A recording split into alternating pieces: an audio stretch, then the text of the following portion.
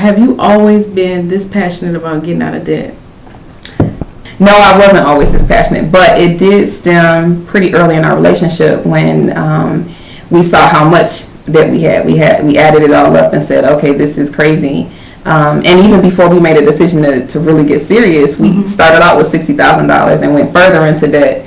And so as life went on and we had kids and all kind of stuff, we had more debt to climb our way out of. So we had to find a way. You graduated with a degree in electrical engineering. Mm-hmm. Now, for you, before you had this whole part of your life where you were trying and working towards getting out of debt, what was your plan after graduating from college? Like, what did you envision? What was the dream that you had in your heart about what your life was going to be like when you graduated from college? I saw a woman with a suit, a briefcase, her high heels, looking good, working in corporate America. Right. I mean, I saw all of that. I didn't, at the time that I got married and the time that I graduated from college, I certainly didn't see kids, although I wanted them. Right. And so I honestly saw a high-powered type person going into corporate America and trying to make some things happen. Right. I was in engineering where there aren't a lot of black women, there aren't a lot of women. Right. And I really wanted to stand out. But in engineering, that's not necessarily a field where you do so. I just had to do good work. And so for me, I think I turned into someone different when I had kids, that's for sure. Because I wanted to be more mommy than that high-powered woman with the heels and the briefcase, because that person, I realized after the fact, it takes a lot of time above and beyond the 40 hours to keep up that type of image, and that's just not what I was willing to give once I had kids. What do you feel like the quality of life was that you had before you started? That's a good question. It was, I mean, I always think life was good, but there were some stresses that were out of my control because I worked 40 hours. My husband and I never had lunch together. During the day, he worked 30 miles or 20 miles, I should say, away from me for that whole time. And there wasn't a whole lot of flexibility. I had to take vacation when I was told I could and things of that nature. So there wasn't a whole lot of flexibility to go into my kids' classrooms when I started having children. There wasn't a lot of flexibility to do what I wanted to do when I wanted to do it. At one point I was able to do a little bit of work from home, but that all only just ties me to the house and to the office when I would go in. So it just, now the big difference for me now, honestly, is that during the day sometimes I can't have lunch with my husband. I can't go to my kids' school and volunteer or have lunch with them and pick them up from school and be around.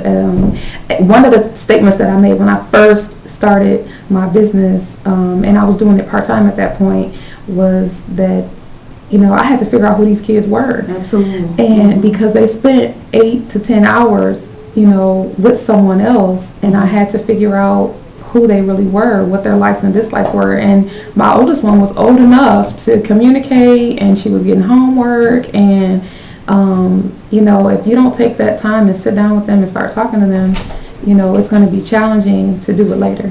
And how old was she?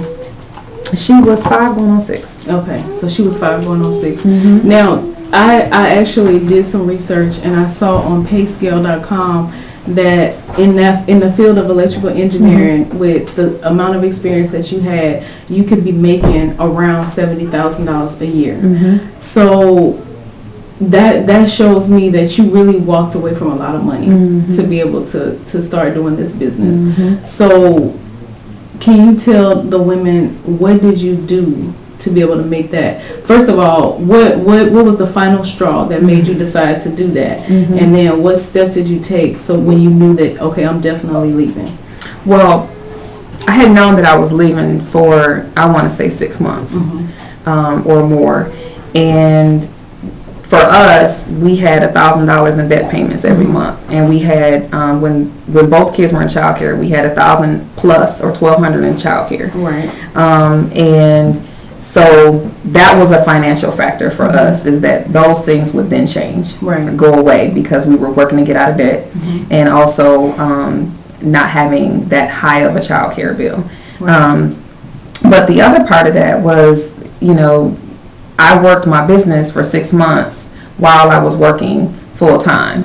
And I did that, Saturdays or evenings, and my husband gave me that flexibility, thank the Lord. But I had to, and I could have done it longer.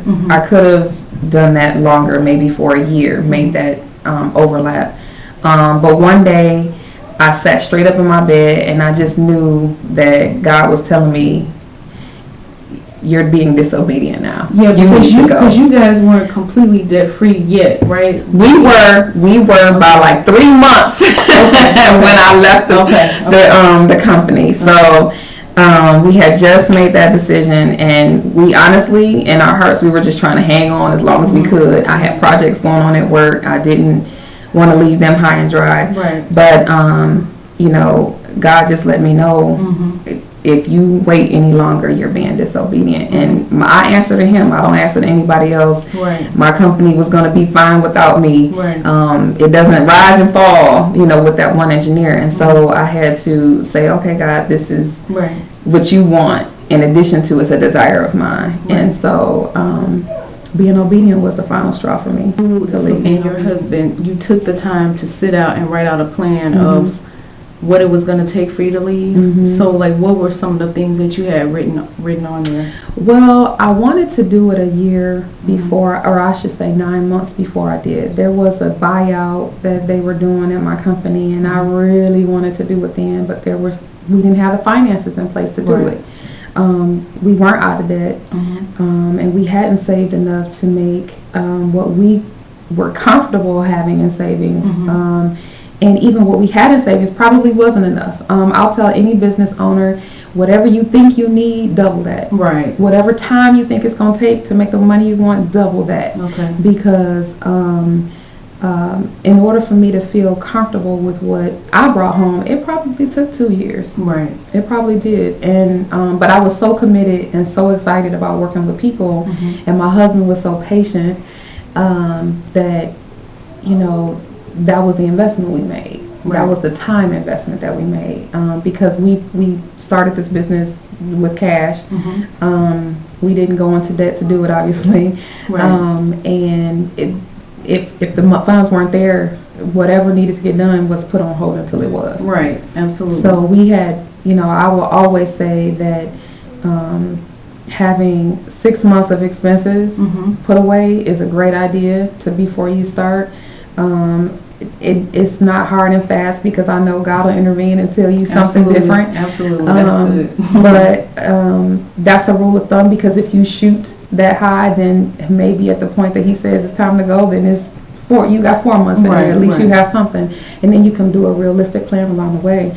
But then also just making sure that you have the support networks around you, because I realized that there were going to be times that I did need somebody to watch my kids periodically, and so I had to, figure that piece out along the way. Because there was, when you're doing everything, you're doing the books, you're trying to get clients, you're trying to do the work and all that, there's a lot of time there. You just want to make sure that there's people that support you. Absolutely. And knowing and identifying who they are and leaning on them is big. So, and then also just knowing what to expect and being in really good communication with your spouse or whoever's in your household, so that they know what you're doing. Absolutely.